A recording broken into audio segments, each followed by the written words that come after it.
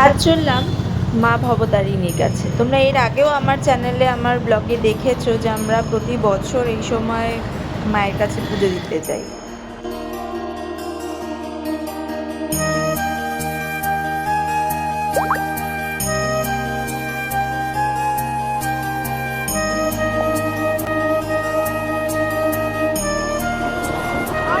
একদম বসে বসে নাম, বসে বসে নাম, স্লিপার আছে, বসে পড়।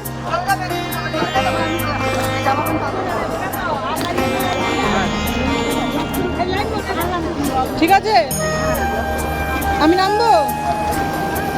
এদিকে তাকা, এদিকে তাকা। নামবি না। স্নান আমাদের কমপ্লিট, নিচে কাকতাড়ুয়া হয়ে গেছে। স্নান করে খুব শান্তিও পেলাম।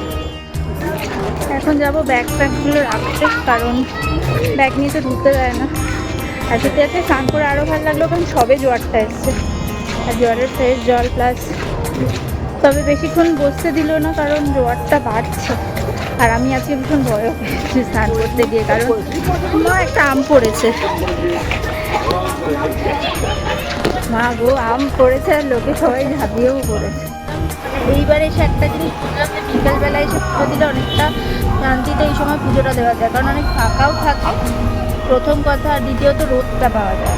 রোদ না পাওয়া গেলে হচ্ছে সব থেকে বড়ো শান্তি, কারণ এই গরমে রোদে দুপুরে যদি পুজো দিতে আজকে আসতাম তাহলে এত শান্তিতে পুজো দিতে পারতাম না। যাই হোক, মায়ের জন্য গঙ্গা জল নিয়ে নিয়েছি, পুজো দিয়ে দিয়েছি, মনের শান্তি হয়েছে। জয় মা ভবতারিণী। সবাই খুব ভালো থেকো, দেখা হবে নেক্সট আগে। আজকের মতো